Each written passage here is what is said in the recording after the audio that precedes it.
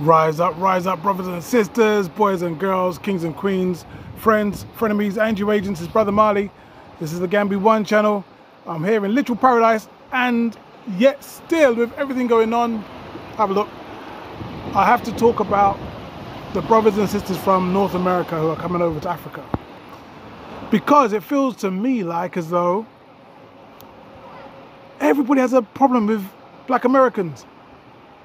No one from outside of North America sticks up for these people. So I'm going to do that today. All right? Everyone loves to chat do about them. Starting with this guy. Check this out. Americans are purchasing land in West Africa at the expense of local people. I have more than 7 elders from the Senegambia region complaining over this, serving as evidence. They buy land, inflate the prices, so local Senegambian people have a more difficult time buying rice and other commodities. They purchase large areas of land in the best coastal regions, forcing Africans who want to buy land far into the rural areas. And I have reports that some Americans are mocking the local Senegambian culture, mocking Islam, pushing Kemetic religion, which upsets the people a lot. This American hostile takeover of African land is done in a capitalistic manner, so there is no trickle-down effect, no new roads, no new infrastructure built to benefit the local people. It only selfishly benefits the rich American capitalists. The same people who are doing hostile takeover of African land are accusing Arabs of being invaders, Chinese of being invaders. And to the diaspora, they are smoke screening by shoving African identity politics on us. You cannot blind Uncle Sufi. I know what is going on in the continent. Here's my advice. Africa needs BRICS and socialism to stop hostile takeover of African land by Americans. Moreover, black history is good, but be careful with some people who talk about black history. There's a hidden agenda behind it. So now he talks about the Senegambia region. Now, given the fact that it's been 10 years since I first visited the Gambia and decided to make it home, and eventually I've come over to here to Senegal, it's yeah, I feel like as though I'm well placed to like react to what he has to say, because to me, and I've seen this before, people from over here don't know where the danger is. They don't get it. You'd have people literally taking over your country and you miss that and you go for black people. You go, oh yeah, they're the problem. Look at Swami India. Swami India is a company that clearly has come over from India and bought up vast swathes of land. Just now, let me give you an example. The school in Lamin is by the airport in the Gambia. It's by the airport. The school is sitting on a plot. I would say it's around about 40 meters by 20. I'd say about 40 by 20. It's not a large plot. It's big enough for a couple of small buildings and a place for children to run around. That's it. That's what we were able to do. Okay. This is what Swami India has been able to get. It's absolutely huge. It's massive. But you know what? In order to be able to take over that much land in one go, in one company's name, you need to grease a lot of palms in order to be able to take that much land in one go. That was not bought from an individual. That's bought with agreement and the partnership of government. Ministers had to be involved in that purchase. That land there, if it's the same place, I'm not too sure, but that land there used to be owned by the previous president. I know he had land by the airport, and that's where he used to graze his cows. And now he's gone, this land is there available. So for you to be able to get access to that land there, you're going through government agencies. You are not going through a local man who just says, yeah, I've got 20 meters. You can buy it from me and I'll inflate the price, and then I'll tell my friends and they can inflate the price of their spots as well. No. These people are the ones who are taking over the country. And yet, idiots like this TikToker is missing all of that and going, okay, you know, the problem is the black Americans are the problem. Stop pointing the fingers at black Americans. Stop pointing the fingers at black people at all. At all. Because we are the only ones who are coming here with an open heart. So for so many years, we've been told about how great it is to be in Africa. We've been told how much Africa is your home. You should go back to Africa. Africa is like, you know, where you should live and you should retire. And the weather's wonderful and the food is bountiful and the people are gorgeous and the sand is soft and the sea is warm. We've been sold all that stuff about Africa for years. When Black Panther came out, there was a bunch of black people who've never been to Africa wearing some African type garments that they kind of picked out. They're putting white dots on their face. Not knowing that there's not an African on this continent putting white dots on their face. No one's doing that. But the love that we had for this continent, only to find you have idiots like this guy who are complaining about nothing, using the most hateful words, hateful language. They're coming to take over your land. The hostile takeover of the 40 by 30 meters. So the thing is that you're being mocked. Your culture's being mocked. Really? That's your concern? Are we laughing behind your back? Is that what it is? Word to the wise. Before taking offense at being mocked, listen to what people are saying and then see whether there's any weight to what they're saying. If there's any truth behind what they're saying. Are they mocking you for no reason? Is there no reason for you to be mocked? I went to a school to see if I could get some sort of help from viewers to put money to help put some toilet facilities in the school, because the school had no toilet facilities. Then local people will comment, if you don't like the country, leave. Ain't nobody mocking nobody, you know. Here's someone trying to help your stupid ass, and you are taking it as a mockery and telling me to leave when the children have no toilets to use. Take the toilets. It's better. It's better. Stop complaining. Stop moaning and bitching about people trying to help you. Because I tell you, if I was white and blonde hair and blue eyed like Mr. Beast, who put a bunch of wells in African countries, you know, I'd be like, oh, is it nice? Oh, and foolishness. But when a black man does it, you call it, oh, he's mocking us.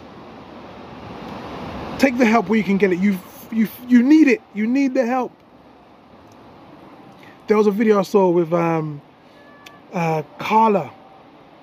African repat.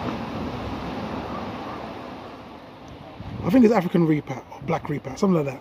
Look up her channel. Her name's Carla, but you can call her Kay. She did a video where she was interviewing a local Gambian lad.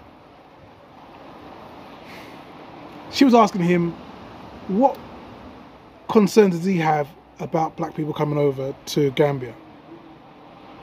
His response was that black people love the way white people do things so much, and then we try and push it on the local Gambians. So she was like, what are you talking about? He said, well, when he's been on some land and they've been plowing the land, right? So you get a pickaxe and you go in a line and you plow the land before you could sow seeds. And then you'll get some black American who would say something as stupid as, why don't you take that axe, tie it to the back of a donkey cart, and then walk a donkey along. Let the donkey do the work. It's so much faster. You're not tired. You don't need so many people. It's be done in half the time. And she's like, but that's a good idea. No. That's you try. White people wouldn't tell us to do that. White people would just leave us, let us do it the slow way. You see, when people are trying to help you, take the advice and stop looking with your dumb eyes and thinking this is someone trying to mock you. No one's mocking you, bro. No one's mocking you. Next step. Now, he speaks about a hostile takeover. Now, first of all, the actual law in Gambia, for example, says that someone like myself, when I was buying land, this was a few years ago, so it might have changed since then, but the rule then was someone who's a non-Gambian, I cannot buy land larger than 50 meters by 50 meters. That may have reduced now, but that ensured that no one was doing all the stuff that he's talking about. It's against the law to do that. So there's no hostile takeover happening of Gambia and Senegal. It's not happening. What you have is individuals. They will go and purchase their little piece of land, 20 meters by 30 meters, 40 by 50, something like that. They will find out who is selling their land, who wants to sell land. So I like this area, for example. Who here along the coast is selling land? And someone will say, I'm selling land. And then I will say, okay, how much do you want for it? They'll give me the price. I'll negotiate it down. And we'll come to an agreement. We pay the cash. It's finished. This idiot's talking about hostile takeovers. There's no hostile takeover here. He's talking about, oh, they buy land, push up the price of rice and beans. Really? Really? First of all, since when does the price of 30 by 40 by one person has that person be the reason for pushing up the price of beans and rice? It doesn't even make any sense. Even if you was to say they're buying land and it's put up the price of land, even then, I don't know every black American in the Gambia and in Senegal who have bought land. What I do know is the majority of your people rent. They rent first so they can have a get out of jail free card. If they don't like it, they can leave. So most people just rent. Other people, but those who do buy. So let's stop talking about there's people who want your land and they're taking over your stuff. No, that's not what's going on. People are coming and check out the place.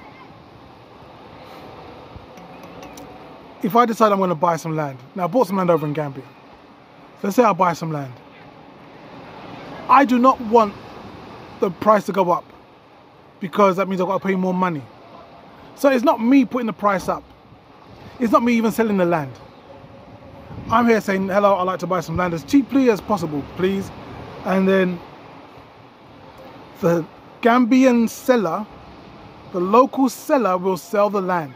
And when he sells the land, he will, or she will put the price up for the next person. And I don't put it up in, and it's not inflation. You know, inflation kind of talks of this idea of the whole area and the price of petrol going up and the price of food going up and the price of, like, you know, the amenities, services going up. That's inflation. This is not inflation. This is people saying, oh my God, that American didn't flinch when I said it's going to cost them $10,000 to buy my land. So next time I'm going to say $20,000. So they flinch and then I'll know whether I'm in the right area or not. So there's no American saying, let's put the prices up in Gambia. They're not doing that. No one, nobody is putting the price up in Gambia or in Senegal and pricing out the Senegalese and the Gambians. Only local people can do that. You know what I figure this is? You know what this is all about, actually? This is jealousy. This is people just jealous. This young man is jealous. And the thing with jealousy is that it will have you talking all sorts of crazy stuff. Stuff that has no logic or sense, rhyme or reason to it. But it would make sense to you because your logic has been replaced by jealousy. It's very easy to do. I've done it. I remember I was in Gambia. I was driving a Mercedes truck, right? Felt quite happy with myself. It was nice. It was comfortable. It was reliable. It was great. Totally satisfied with it. Until this black American turned up. Now his name is Walter. Right? Shout out to Walter. His name's Walter. Walter is clearly younger than me. He's better looking than me. He's bigger than me. And he drives a Ford F350. Like his car could pick up my car and like pull it on its back and just carry it. And I didn't like that very much. I sat in his car, way more comfortable, way more space. The sound system was amazing. I felt jealous. So I understand, I get it. I understand that, you know, you can feel jealous at our American cousins. It doesn't mean that you have to now be hateful about it. No. Just recognize the emotion you have. Don't start spouting hate-filled stuff about people you don't know and the situations you have no clue about. Stop blaming them for what other people have done and decisions other people have made. Look at yourself and see what you can do and improve yourself, rather than you throw your emotions out on Front Street. This is your brother Marley. This is the Gambia One channel. Until next time, peoples. Peace.